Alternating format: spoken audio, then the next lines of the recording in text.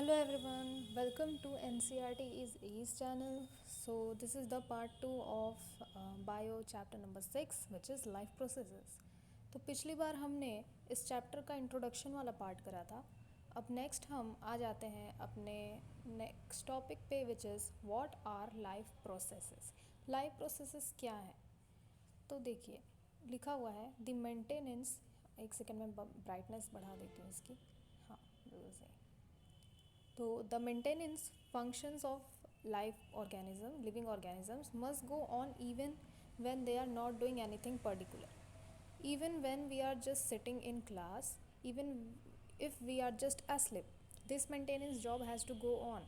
The processes which together perform these maintenance job are life processes. ठीक है. तो इसमें ये बस बताया गया है कि ये जो मेंटेनेंस फंक्शन होती है लिविंग ऑर्गेनिजम्स की, ये ज़्यादा कुछ तो नहीं करती है, लेकिन जैसे कि जब हम किसी क्लासरूम में बैठ रहे होते हैं या जब हम सो रहे होते हैं तो ये जो मेंटेनेंस जॉब होती है ना, जैसे कि न्यूट्रिशन, रेस्पिरेशन, ट्रांसपोर्टेशन, ये सब तो हो रही होती है. ठीक है. तो ये जो प्रोसेस है जो कि एक साथ परफॉर्म करती हैं, जैसे हमारा एक्सक्रीटरी सिस्टम हो गया, हमारा डाइजेस्टिव सिस्टम हो गया, ये सब चलते रहता है. ठीक है. ये रुकता नहीं है. चाहे हम कुछ भी करो, चाहे हम डांस कर रहे हो, सिंगिंग कर रहे हो, रन कर रहे हो या सो रहे हो, ये फंक्शंस ये सब हो रहे होते हैं. ठीक है. Since these maintenance processes are needed to prevent damage and break down, energy is needed for them. तो ये जो मेंटेनेंस प्रोसेसेस हैं, इनको डैमेज और ब्रेकडाउन से होने से हमें प्रिवेंट करना है. ठीक है. तो एनर्जी इसके लिए रिक्वायर्ड होती है. So this energy comes from outside the body of the individual organism. और ये जो एनर्जी है ये हम ऑर्गेनिजम्स के बाहर से आती है. So there must be a process to transfer a source of energy from outside the body of the organism. ठीक है. तो कोई भी ये कोई प्रोसेस होगी जो कि सोर्स ऑफ एनर्जी को ट्रांसफ़र कर दे हम आउटसाइड द बॉडी से. ठीक है. मतलब हमारे बाहर से अंदर तक ये जो ट्रांसफ़र, ये जो सोर्स ऑफ एनर्जी का जो ट्रांसफ़र होगा, इसके लिए कोई प्रोसेस होगी which we call food. To the inside a process we commonly call nutrition. ठीक है. तो न्यूट्रिशन ऐसी प्रोसेस है जिसको हम डिराइव करके अपने अंदर हम उन न्यूट्रिएंट्स को हम हमारी बॉडी जो है ब्रेक डाउन करके डिफरेंट फंक्शंस को परफॉर्म कर सकती है. ठीक है. और इससे हमें एनर्जी भी मिलती है. If the body size of the organism is to grow. ठीक है. अगर कोई भी लिविंग ऑर्गेनिज्म ग्रो होती है, additional raw material will also be needed from outside. Since life on earth depends on carbon based molecules, most of these food sources are also carbon based. ठीक है. तो हम जानते हैं कि कार्बन ऐसा चीज़ है कि जो हर जगह पाया जाता है और ये खाने में भी पाया जाता है, कि मतलब ऑलमोस्ट हर चीज़ें कार्बन बेस्ड होती हैं. तो इसमें लिखा भी हुआ है ना कि most of these food sources are also carbon based. ठीक है. Depending on the complexity of these carbon sources, different organisms can then use different kinds of nutritional processes. ठीक है. यहाँ तक समझ गए होगे आप? तो एक सेकेंड. हाँ. So the outside sources of energy could be quite varied. ठीक है. वैरी हो सकती हैं ये. Since the environment is not under the control of the individual organism. ठीक है. इन्वायरमेंट हम ऑर्गेनिजम्स के अंडर कंट्रोल में नहीं होती है. तो these sources of energy therefore need to be broken down और built up in the body and must be finally converted into a uniform source of energy that can be used for the various molecular movements needed for maintaining living structures as well as to the kind of molecules the body needs to grow. ठीक है. तो ये जो source of energy जो है ये outside vary करती है, क्योंकि जो इन्वायरमेंट होता है वो हमारे कंट्रोल में नहीं होता है. तो ये जो सोर्सेस ऑफ एनर्जी है इनको ब्रेक डाउन करने की ज़रूरत होनी होती है या बिल्टअप होने की ज़रूरत होती है हमारी बॉडी में. और इनको फाइनली मतलब आखिर में इनको कन्वर्ट करके एक एनर्जी के फॉर्म में हमें कन्वर्ट करना होता है. आपने सुना होगा ना एटीपी. एडीपी क्या होता है? ADP is the energy currency of the cell. ठीक है. एनर्जी को हम एटीपी के फॉर्म में हमारी बॉडी यूज़ करती है. ठीक है. एनर्जी ये हमारी सेल्स में बनती है. ठीक है. हमारे बॉडी में मिलियंस ट्रिलियंस ऑफ सेल्स हैं. ठीक है। और ये सेल्स जो हैं, हर एक सेल को न्यूट्रिशन की रिक्वायर्ड होती है, एनर्जी की रिक्वायर्ड होती है, तब जाकर वो सब different different functions, life processes perform करती हैं। ठीक है, आई होप यहाँ तक समझ आ गया होगा आप लोगों को। ठीक है। So for these a series of chemical reactions in the body is are necessary. ठीक है, तो इसके लिए केमिकल रिएक्शंस हमारी बॉडी में नेसेसरी हो जाती हैं। Oxidising reducing reactions are some of the most common chemical means to break down molecules. आपने chapter 1 chemical reactions and equations में यह पढ़ा होगा ऑक्सीडाइजिंग और रिड्यूसिंग रिएक्शन के बारे में। ठीक है, ऑक्सीडाइजिंग में क्या होता है, ऑक्सीजन जो है ऐड हो रहा होता है कंपाउंड से, और रिड्यूसिंग मतलब कि ऑक्सीजन हट जाता है और हाइड्रोजन जुड़ जाता है। ठीक है। So for this many organism use oxygen source from outside the body. तो इसके लिए कई सारे ऑर्गेनिजम्स ऑक्सीजन का यूज़ करते हैं। ठीक है, ऑक्सीजन हमारे बॉडी के लिए बहुत ज़रूरी होता है, सिर्फ सांस लेने के लिए नहीं, ये जो ऑक्सीजन है ये हमारे हर सेल्स के लिए रिक्वायरमेंट होती है। ठीक है। The process of acquiring oxygen from outside the body and to use it in the process of breakdown of food sources for cellular needs is what we call respiration. ठीक है, ये जो प्रोसेस हो रही होती है ऑक्सीजन को acquire करने की, ठीक है, आउटसाइड ऑफ द बॉडी से, मतलब हमारे बाहर से, और इसको हम प्रोसेस में लाते हैं। ठीक है, ब्रेक डाउन करके इस फूड को हमारे सेलुलर नीड, सेलुलर मतलब कि हमारा बॉडी सेल से मिलकर बना हुआ है ना, तो हमारे यही सेल्स, इन्हीं सेल्स को ऑक्सीजन की ज़रूरत होती है। ठीक है, ताकि वो एनर्जी बना सके। So it is what we call respiration, और इसको हम रेस्पिरेशन बोल देते हैं। ठीक है, तो रेस्पिरेशन की ये इंपॉर्टेंट डेफिनेशन है, ये एग्ज़ाम में बहुत बार पूछ भी लिया जाता है। ठीक है, तो एक सेकेंड, मैं आपके लिए इसको हाईलाइट भी कर लेती हूँ। एक्चुअली इसमें आ नहीं रहा है, बट ये जो रेस्पिरेशन है, ये सबसे इम्पॉर्टेंट है। ठीक है, तो इसको आप स्टार मार्क कर लीजिएगा। ठीक है, इसको आप स्टार मार्क कर लीजिएगा, बहुत ही इम्पॉर्टेंट होती है रेस्पिरेशन। ठीक है, चलिए इसको मैं यहाँ पे साइड में ला देती हूँ। अच्छा, ये साइड में नहीं आएगा। ठीक है, बट आप समझ गए होंगे कि रेस्पिरेशन का ये जो डेफिनेशन दिया हुआ है, दी प्रोसेस ऑफ एक्वायरिंग से लेकर व्हाट वी कॉल रेस्पिरेशन तक, ये डेफिनेशन आपको एग्ज़ाम में लिखनी है, और इसको आप याद कर लीजिए अगर कर सके तो। बाकी ये समझने वाली चीज़ है, आप खुद से भी डेफिनेशन बना सकते हैं। सो आगे बढ़ते हैं। In the case of a single celled organism, एक सिंगल सेल ऑर्गेनिज्म की अगर बात करें, यानी कि हम उसको यूनिसेलुलर ऑर्गेनिज्म भी हम बोलते हैं। So no specific organs for taking in food, exchange of gases or removal of waste may be needed because the entire surface of the organism is in contact with the environment. ठीक है, अगर हम एक single cell की बात करें, एक single cell organism की बात करें, तो उसके पास कोई भी ऑर्गन्स नहीं होता है। ठीक है, हमारे शरीर में अब हम क्या हैं, हम लोग होलोजोइक न्यूट्रिशन परफॉर्म करते हैं। ठीक है, होलोजोइक के अंदर भाई हम सभी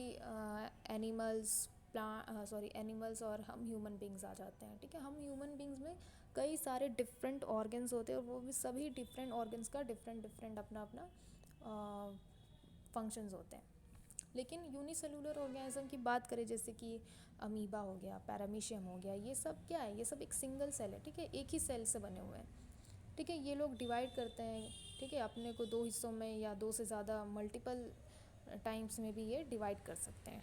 ठीक है, और इनमें कोई भी ऑर्गन इनमें प्रेजेंट नहीं होता। ठीक है, तो वही कह रहे हैं कि लेकिन जो एक्सचेंज ऑफ गैसेस होती हैं या रिमूवल, कोई वेस्ट को रिमूव करना है, तो उसके लिए ज़रूरत होती है इनके पास। मतलब ये जो है, जैसे कि आपने देखा होगा ना, अमीबा में सूडोपोडिया होता है। सूडोपोडिया से वो क्या करते हैं, वो फूड को कैप्चर करते हैं, एसिमिलेशन करते हैं, और फिर इजेशन करके वो, मतलब जो फूड का जो वेस्ट जो अनएब्जॉर्ब्ड होता है उसको वो बाहर थ्रो कर देते हैं। ठीक है, यही होता है यूनिसेलुलर ऑर्गेनिज्म में, यही फंक्शंस होते हैं। ठीक है, इस टाइप से जो डाइजेशन होता है ये परफॉर्म करता है। ठीक है, but what happens when the body size of the organism increases and the body design becomes more complex. लेकिन क्या हो अगर बॉडी साइज़, किसी भी ऑर्गेनिज्म का बॉडी साइज़ बढ़ता चला जाए, ठीक है, और फिर वो तो और वही कॉम्प्लेक्स होते जाएगा ना। सो इन मल्टी सेलुलर ऑर्गेनिजम्स, ठीक है, मल्टी सेलुलर मतलब एक सेल से ज़्यादा मिलकर जो बने हुए ऑर्गेनिजम्स हैं, ऑल दी सेल्स में not be in direct contact with the surrounding environment. ठीक है, सारे ऑर्गेनिज्म जैसे मल्टी सेलुलर वाले ये इन्वायरमेंट से डायरेक्ट कॉन्टैक्ट में नहीं होंगे, thus simple diffusion will not meet the requirements of all this cells. ठीक है, तो सारे सेल्स जो है वो डिफ्यूजन, सिर्फ एक सिंपल डिफ्यूजन की मदद से वो रिक्वायरमेंट्स को मीट नहीं कर सकते हैं। We have seen previously how in multicellular organisms various body parts have specialized in the functions they perform. We are familiar with the idea of these specialized tissues and with their organization in the body of the organism. ठीक है, तो वही भाई हमने पहले देखा हुआ है कि जो मल्टीसेलुलर ऑर्गेनिजम्स होते हैं उनमें कई बॉडी पार्ट्स बने होते हैं, जैसे कि लेग्स, आइज़, नोज़, टंग, है ना, ये सब हमारे ह्यूमन बींग्स में ये सब चीज़ें प्रेजेंट होती हैं और इनका अपना अपना फंक्शन होता है। ठीक है, और ये एक साथ परफॉर्म करते हैं। और हम एक ये भी आइडिया एक जानते हैं कि जो स्पेशलाइज्ड टिश्यू होती है जिनका अपना एक स्पेसिफिक फंक्शन होता है, और उसका जो ऑर्गेनाइजेशन होता है, जिस चीज़ों से मिलकर वो बना होता है ऑर्गेनिज्म में, ठीक है, ऑर्गेनिज्म की बॉडी में, तो ये ज़्यादा सरप्राइजिंग नहीं है। ठीक है, however this poses a problem since the food and oxygen are now taken up at one place in the body of the organisms while all parts of the body need them. ठीक है, तो एक problem create करता है क्योंकि ये जो खाना और जो ऑक्सीजन है ये एक बार ले लिया जाता है, ठीक है, ऑर्गेनिज्म की बॉडी में, जब तक सारी पार्ट्स जो होती है बॉडी की उनको ज़रूरत होती है। तो ये जो सिचुएशन है ये क्रिएट करता है, नीड क्रिएट करता है ट्रांसपोर्टेशन सिस्टम के लिए, ठीक है, जो कि फूड को कैरी करे और ऑक्सीजन को एक जगह से दूसरे बॉडी पार्ट तक पहुंचाए। When chemical reactions use the carbon source and the oxygen for energy generation, they create byproducts that are not only useless for the cells of the body.